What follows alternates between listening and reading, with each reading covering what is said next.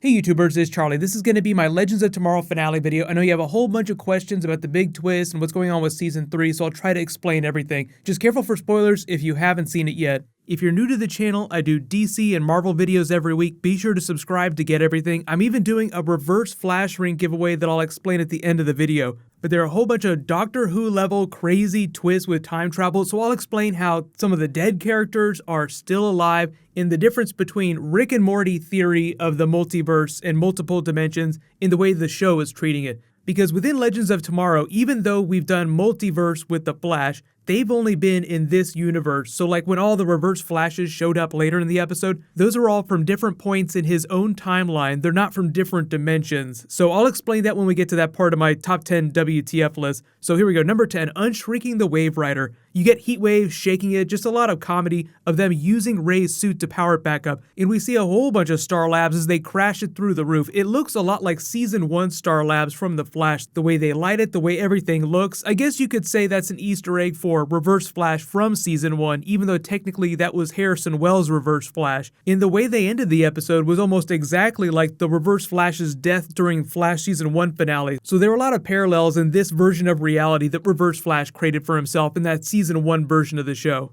So great exit. Number 9, breaking all the Doctor Who rules of time travel. So here's where we get to like the big cornerstone of the show. Do not interact with yourself from another period in time. This may have been a rule that you forgot about. They mentioned it a couple times through the episode, and it's a rule that the Doctor on Doctor Who breaks all the time. If you've never watched Doctor Who, don't worry about it. It's a show that's predicated on the idea of someone who has control over time travel and misuses it all the time. So at the same time, he is the antagonist and the hero of the show. Like everybody hates him, even his own people. So the same thing happened with the Legends in the episode. They're the heroes, but they also create their own biggest problems with the time storm, which is what happened when they went back and interacted with themselves. So the beauty of this, though, is that number 8, we get to watch Reverse Flash rip Ray Palmer's heart right out of his chest without missing a beat. It's so great, and it's graphic in a way that I don't think we've seen The Flash in a while. You've seen people die on The Flash, but usually they do it in a very bloodless way. That's usually part of network television, just can't show that much blood. Stephen Amell complains about it all the time because Arrow's such a dark show. He's like, I would love if we could use more blood.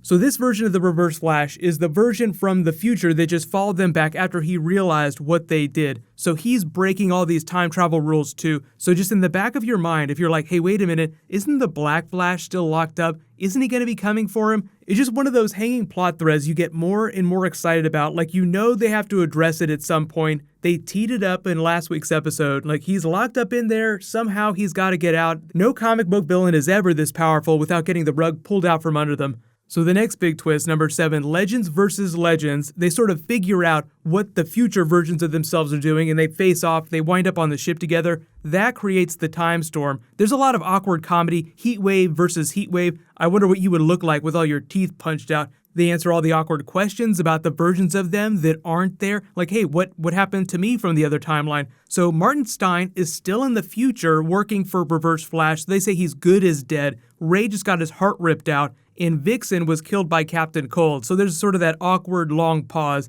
And you start to wonder if they'll eventually just combine teams from different time periods. But surprisingly, they ended the episode with a team that doesn't cause that many time aberrations. Like, it's not like Reverse Flash. So it's not like any of them don't have the right to exist. But the time storm prevents them from getting away, so number 6, it provides the next opportunity for the Legion to kill like half of the team members, so you get to have each of the main characters experience a significant death of one of their comrades. Martin Stein has to watch a version of Jax die, Vixen has to watch a version of Nate die, just like he had to watch her die, so that sort of informs them later in the episode, being more honest about their feelings. It kind of winds up being their Dormammu I've come to bargain scene, where you just have multiple deaths from characters that are the heroes that then are still alive at the end of the episode. My world, like all worlds.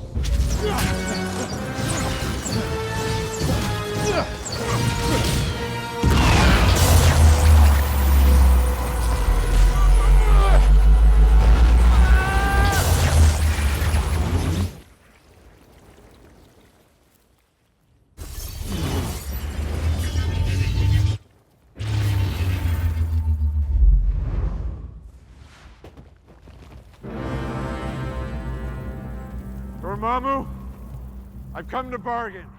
So shutting them all down, number 5, the army of reverse flashes. So just to be clear here, he didn't get reverse flashes from all over the multiverse. These are from different periods in time. So if one reverse flash time aberration is catnip for the Black Flash, imagine what it's like for an army of reverse flashes. It'd be a Jaws level feeding frenzy. So it was just so much fun seeing that moment on screen. More flashes than you've ever seen on screen, even on the Flash TV show. That was what Mark Guggenheim was boasting. More flashes than you've ever seen on screen, even on the show that's called The Flash. So they might top that in a future season of The Flash though. Challenge accepted. It's kind of their nod to Grant Morrison's Multiversity. That's a storyline where you have a bunch of different heroes from different multiverses forming a multiverse Justice League. So like you have a whole team of Flashes from all across the multiverse. It's just a really cool scene on screen. Number 4, Sarah uses the spear, getting to talk to a version of Laurel. It's really the consciousness of the Spear of Destiny that's speaking to her through Laurel. So if you were confused about that, that's not the real version of Laurel. It's just a representation of her, the spear telling her, hey, you can do anything you want, but no, you're probably going to do the right thing. So it was a touching moment. It winds up being a good catharsis for her, where she remembers the right thing to do isn't the thing she wants to do, which is bringing Laurel back, the original version of Laurel, even though technically Katie Cassidy is going to be a main cast member on Arrow next season. So we can talk about that in another video. And I love the Wizard of Oz Easter egg. So in this scenario, Sarah is Dorothy. She's crash landed in Oz, where everything is possible. She can have anything she wants,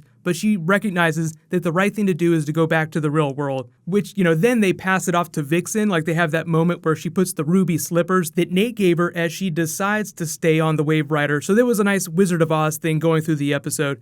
But number 3, we get the Black Flash payoff as Sarah uses the spear to depower the spear. She basically used the spear's powers to turn its powers off. And then because they're doing this at a previous point in the timeline, that means that the Black Flash was never captured, so he's free again, comes back, kills the Reverse Flash in a moment that's very similar to the season 1 ending. The color's a little bit different, and the special effects are a little bit better, but what's happening here is that he's erasing the time aberration, but technically when Flashes die, they become part of the Speed Force. So I know everybody's like, wait a minute, does this mean the Reverse Flash is dead and not coming back? Absolutely not, and there are a whole bunch of ways to explain how he could come back in the future and how he's not dead, or another version of him is still alive. The easiest one is that they completely screwed the timeline, and that'll be my number 1, so I'll explain that in a second. But they basically folded time on itself. So everything's all crazy, but remember, the most important reason why the Reverse Flash is still around is because of multiverse theory. So it's like the Rick and Morty example. So there's time travel, and then there's interdimensional travel. We've seen the Legends, we've seen the Flash travel through time, but we've also seen them go to other dimensions where other versions of the characters exist. So the Spear of Destiny just changed reality for this universe. It didn't change the entire multiverse, although technically it should. So even though eventually a version of Eobard Thawne will resurface in this universe, technically there's infinite numbers of Eobard Thawne Reverse Flashes in the multiverse to come back, so there's any number of ways they could bring him back on the show. But a lot of that just depends on what their Season 3 cast is going to look like, and they have been renewed for Season 3 already. But number 2, they return everyone that's still alive on the Legion, Captain Cold and Damien Darhk, Malcolm Merlyn, to where the Reverse Flash first recruited them, wiped their memories, so they sort of put the toys back in the toy bin. So you have that really touching moment with Captain Cold. You're going to become a hero, that's your sentence. To do something good, to become a better version of yourself. I like the way they ended that. And Heatwave from this season, way cooler than Captain Cold from this season, even though technically in the comics, I'm not a big fan of the Heatwave character. But what they done with him on the TV show is just light years better than what they did last season. So a couple important twists happen in this moment before they head for quote-unquote Aruba and everything goes sideways. Rip Hunter leaves the ship, so you could take that a number of ways. It's like, wait a minute, is he going to be on the show in Season 3? What might end up happening is that he's not a main cast member, so he'll appear in a couple episodes, but he's not going to be like a big character like he was the past 2 seasons. And then Vixen choosing to stay on the ship is just a way to show you that she's going to continue to be a part of the cast in Season 3. They said there's a new cast member that will be a part of the team that's not from the comics, so it'll be like a character that's part of the DC canon that did not start out in the comics, so you can make all your theories about that. Once we learn some more stuff about Season 3, I'll do a new video kind of explaining what's going on with that. But number 1, the Legends get kicked out by a time storm. They find Los Angeles 2017 is like this amalgam version with time collapsed on itself. So you have dinosaurs, you have stuff from the far future, all coexisting in the same moment. So the initial problem for Season 3 at least is going to be untying the knot of time that they created with all the crap that they pulled in the last episode. So there are real consequences. I was happy they addressed that. So let me know what you guys thought of the episode, but just remember, the characters that died, characters that seem like they're not on the show anymore, if time is a knot in and of itself, think about how you could run into people from all over time and space. So the future and the past have collided all in this same moment here. So they could bump into future versions, past versions of characters that we know. It'll be interesting to see how they approach Season 3. But like I said, I'll do another Season 3 video when they announce some more details. But what's going to happen is because The Flash is on break, I will do a Flash bonus video soon, but Agents of S.H.I.E.L.D. is back. You guys have been asking for an episode video for that. I've got some new Rick and Morty. I'll try to get everything out as fast as possible. So there's a new round of the Flash Ring giveaway going on now. All you have to do to enter is be a subscriber, leave a comment on this video. While you wait for that next video to post, you can click here for the trailer for Defenders. There's a viral trailer they just posted, and you can click here for brand new Rick and Morty. Thank you so much for watching. Let's high five. I'll see you guys in the next video.